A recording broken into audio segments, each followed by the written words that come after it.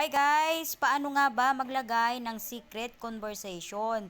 Ayan guys, tapusin nyo lang po ang video na ito para malaman po ninyo kung paano po tayo maglalagay o gagamit ng secret conversation. Punta na lang po kayo sa inyong messenger and then pili po kayo guys kung sino po yung ilalagyan po ninyo ng secret conversation.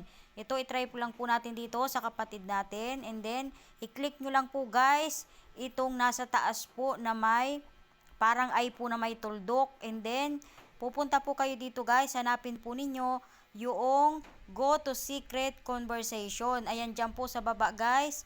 I-click po ninyo yan. And then, ito na po yung a-appear. Ang nakalagay dyan guys, message and calls ay secured with end-to-end encryption. Ayan guys.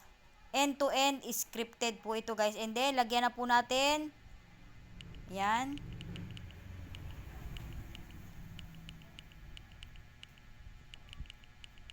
Ayan.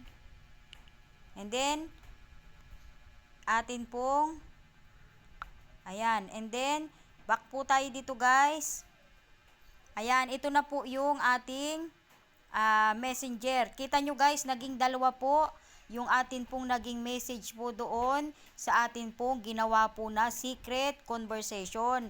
And then, kapag po yan guys ay nabasa na po niya, automatic po yan guys ay mawawala na po. Kaya guys, yun lang po ganun lang kadali. Kapag gagawa ka po ng secret conversation, pwede nyo pong itry ito po guys. And then, kung gusto nyo naman pong i-delete niya, kapag na-delete na po ito guys, hindi na po yan mag-a-appear kahit kailan po sa inyong messenger. Ilong press nyo lang po, and then yan po yung lalabas. Ayan, and then delete po natin. Yan, kita nyo po, na-delete po yung atin pong ginawa po na secret conversation. Ayan lang po guys, ganyan po kadaling gumawa kapag gusto po ninyo na magkaroon po kayo ng secret conversation. Okay po? For more tips and tutorial, please subscribe and follow sa aking pong YouTube channel. Thank you!